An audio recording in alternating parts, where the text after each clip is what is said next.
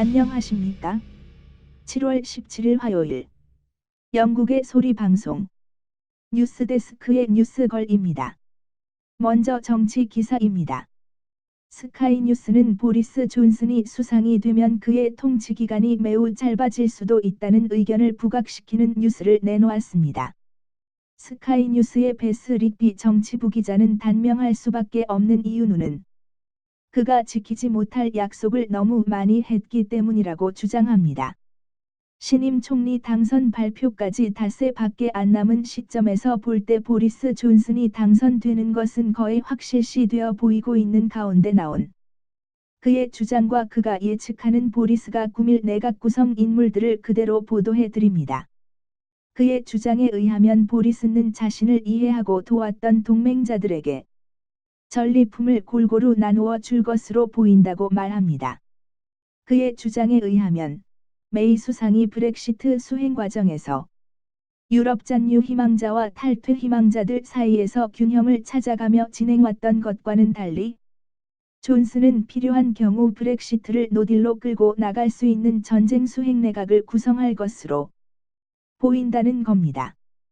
의회 내에서의 충돌 과정에서 그는 브렉시트를 위한 전투를 끝내려고 노력할 것이고 그러다 보면 의회 내의 조화와 균형은 보리스의 생각 밖에 있을 거란 것입니다.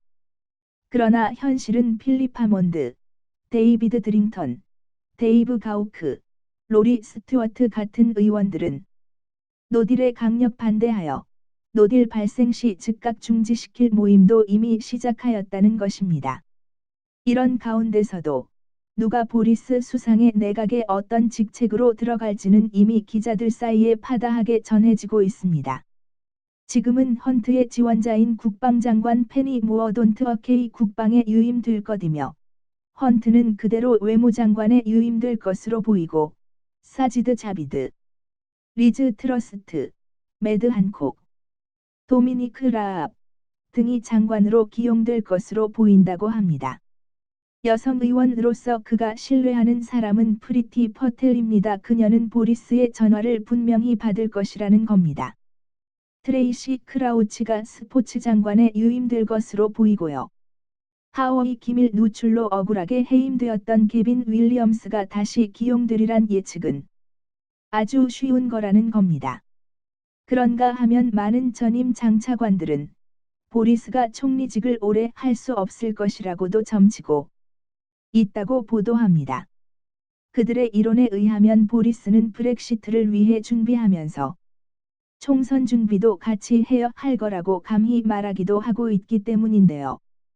그들의 주장에 의하면 보리스가 브렉시트에 도달하기 전에 보리스는 자신에게 반대하여 도전하는 의원들과의 싸움에서 결국 총선을 선언해야 하는 고통을 맞이하게 될 것이라는 불길한 예측도 있다고 기자는 보도하고 있습니다. 다음은 북한 관련 뉴스입니다. 남한 언론들이 김정은에 의해 처형당했다고 발표했던 북한 외교관 김혁철 씨가 멀쩡히 살아있다고 데일리 익스프레 신문이 보도했습니다.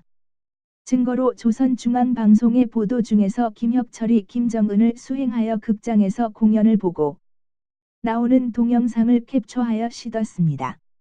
김혁철 특사는 김정일과 트럼프의 두 차 정상회담의 주역이었으나 얼굴이 보이지 않자 남한의 조선일보가 김혁철이 처형당했다고 보도했었던 기사를 상기시켰습니다.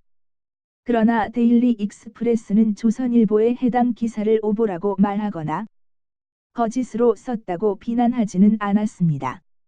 한편 폼페오 미국 국무장관은 16일 BAO와의 인터뷰에서 미북 양측이 이전과는 다른 아이디어로 대화의 테이블로 나오길 바란다고 말했다고 보도했습니다.